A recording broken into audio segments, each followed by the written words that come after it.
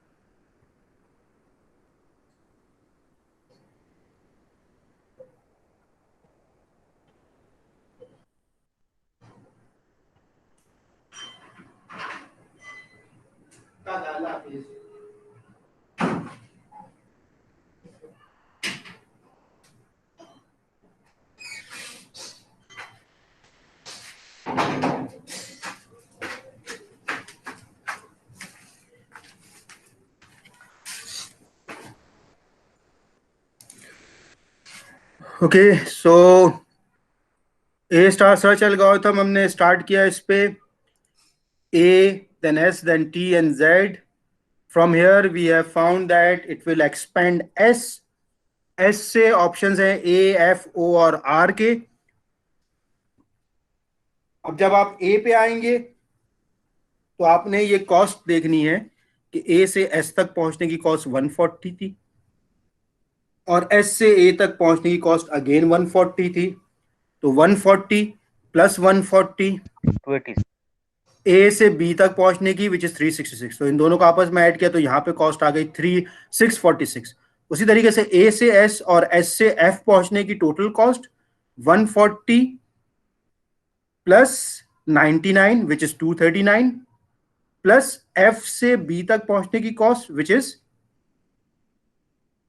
176। तो 239 plus 176 is going to be 450। Yes, follow वही वाला प्रोसीजर करेगा। दोनों चीजें, actual cost plus estimated cost हर स्टेट पे। उसी तरीके से ओ पे भी यही कैलकुलेशन करेगा, यहाँ पे 671 आया। आर पे भी यही कैलकुलेशन करेगा, यहाँ पे 413 आया। अब जो कंपैरिजन होगा वो ये होगा कि ये जितने भी स्टेट्स अवेलेबल है इनमें से शॉर्टेस्ट कौन सा है। सिर्फ ये नहीं कि जो एक्सपेंड कर दिया है मैंने इनमें से शॉर्टेस्ट कौन सा है, no, it will look into all those which are available. सबको मेमोरी में रखता है, ठीक है। Yes sir. It will keep everything in the memory.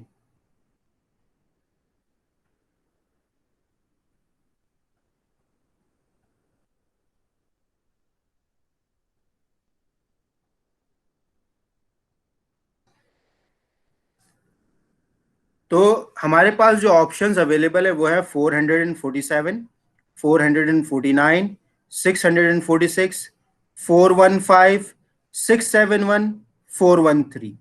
तो इन सब में से 413 सबसे छोटा है, तो ये 413 को एक्सपेंड करेगा। Clear? Yes, sir.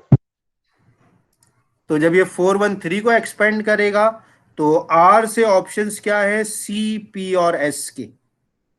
If we are at R we have option of either going to C और पी और एस। तो वो तीनों ऑप्शन यहाँ पे मौजूद है, सी, पी और एस। अच्छा, एक चीज का ख्याल रखना है जो मैं शुरू से बोलता हुआ आ रहा हूं कि जब ये ट्री एक्सपेंड होगा तो हमने ट्री को एक्सपेंड करने में कोई ना कोई पर्टिकुलर पैटर्न फॉलो करना होता है। तो it can be either alphabetic और रिवर्स अल्फाबेटिक। तो ये अल्फाबेटिक चल रहा है। ए से मेरे पास ऑप्शन है एस टी जेड के, तो एस पहले आएगा, टी बाद में आएगा, जेड उसके बाद में। ऐसा रहोगे, ए से एक साइड पे टी बना दिया, बीच में एस कर दिया और कोने में जेड कर दिया। You have to follow the alphabetical order for expanding it. आप हर जगह देखो, ए से एस टी जेड, एस से A F O R alphabetically है, आर से सी पी एस अल्फाबेटिकली है। एक्सपेंड आपने अल्फाबेटिकली करना है ताकि एक पैटर्न नजर आए। क्लियर? Yes, sir. ओके, अब जब ये हमने एक्सपेंड कर दिया तो फिर वही सेम वही calculation G of N plus H of N होगी। और जब वो कैलकुलेट करेंगे तो हमारे पास सी पे आया 526। इसका मतलब क्या है कि ये सी का 526 ऐसे आया है, ए से एस तक पहुंचने की एक्चुअल कॉस्ट प्लस एस से आर तक पहुंचने की एक्चुअल कॉस्ट प्लस आर से सी तक पहुंचने की एक्चुअल कॉस्ट। तीनों का आपने ऐड करना है। ए से एस तक इज 140 और एस से आर तक is 80, 140 plus 80 is 220 and R से सी तक कॉस्ट पहुंचने की कॉस्ट जो है वो है 146। तो 220 प्लस 146 इज 366। सो 366 प्लस सी से बी तक जाने की एस्टिमेटेड कॉस्ट। तो सी से बी तक जाने की एस्टिमेटेड कॉस्ट जो यहां पर है 160, वो लिखेंगे। तो actual cost plus estimated cost and this will give me 526। अब जो मेरे पास ऑप्शंस अवेलेबल है वो मैं सबको देखूंगा, सबको कंपेयर करूंगा। 449, 447, 553, 417, 526, 671, 415, 646, इन सब में से सबसे छोटा 415 है। तो अब जो चीज एक्सपेंड होगी वो ये 415 होगी। जब ये 415 को एक्सपेंड करेंगे तो मेरे पास एफ से ऑप्शन आएगा एस और बी का। एस पे अगेन 591 कॉस्ट आई, बी पे आ गई 450। ये 450 वो है जो कि मुझे हर ब्लाइंड सर्च टेक्निक ने दिया, लेकिन ये ऑप्टिमल नहीं था। अब क्या होगा कि ये 450 तो आ गया, बी तो मुझे मिल गया, लेकिन ए स्टार एल्गोरिथम के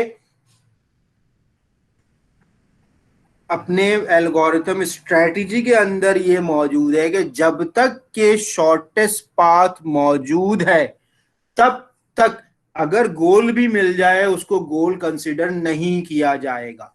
तो इसीलिए यहां 450 से छोटे मेरे पास ये 447 भी मौजूद है, 449 भी मौजूद है और ये 417 भी मौजूद है। ये तीनों 450 से छोटे हैं। That's why the algorithm is not going to terminate on this B. अब ये इस बी से इस पी पे आएगा और इस पी को एक्सप्लोर करेगा and by exploring it it will get the three options B, C and R और इन तीनों की कैलकुलेशन करेगा। इसमें से B मुझे मिलेगा 418, C 615, R 607। अब जब ये 418 मिल गया, वही कैलकुलेशन कि भाई ए से एस, एस से आर, आर से पी और पी से बी, ए से एस, एस से आर, आर से पी और पी से B, 140 plus 80 plus 97 plus 101, this is equal to 418। जब मुझे ये पूरा 418 मिल चुका, उस पे मैंने प्लस बी से बी तक जाने की कॉस्ट जो कि ऑलरेडी जीरो है इसको भी ऐड किया, तो मेरे पास 418 कॉस्ट आ गई। अब सारी कैलकुलेशन होगी, सबकी चेकिंग होगी। ये 449 है, ये 447 है, ये 646 है, ये 671 है। ये 591 है, ये 450 है, ये 526 है, ये 553 है, ये 418 है, ये 615 है, ये 607 है। अब इन सब में सबसे छोटा वो 418 है जो कि बी पे मौजूद है। Hence it is not going to explore further.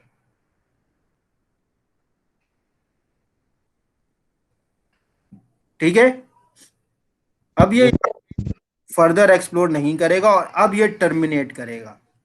अब जब ये टर्मिनेट करेगा तो with this termination we will get the optimal solution 418 which will be optimal solution।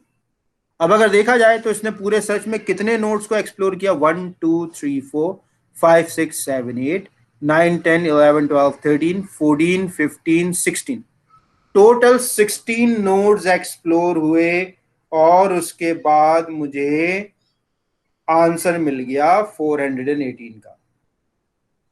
अब क्योंकि ये एडवांस एल्गोरिथम एनालिसिस का कोर्स है तो यहां पे we can have a discussion.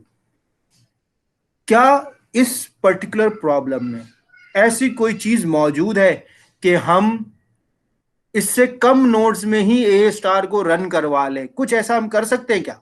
कोई बताएगा? कैन यू थिंक कि कुछ ऐसा कर सके कि भाई इतने सारे नोड्स एक्सप्लोर ना हो, इससे कम नोड्स एक्सप्लोर हो? Is there any possibility?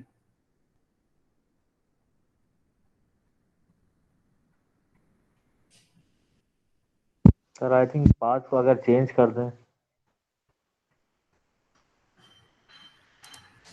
कोई एक ऐसी चीज जो हम एल्गोरिथम में चेक लगा दे जिससे हमारे कुछ नंबर ऑफ नोड्स कम हो जाए, ऐसे कोई पॉसिबिलिटी है कि भाई ऐसा कोई चेक लगा सके?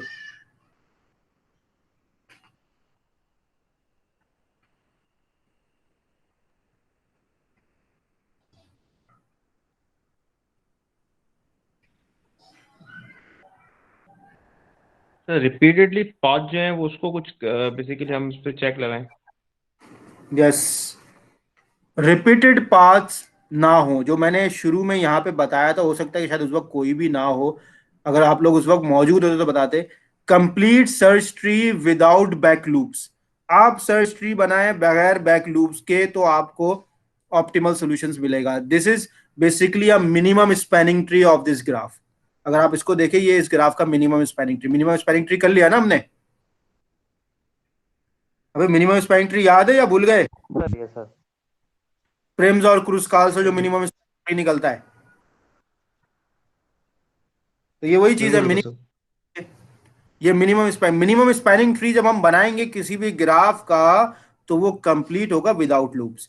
लेकिन जब हम एल्गोरिथम बनाते हैं तो एल्गोरिथम को ये नहीं पता होता कि भाई मिनिमम स्पैनिंग ट्री बनाऊं या क्या बनाऊं, वो तो अपना वर्किंग करता रहेगा।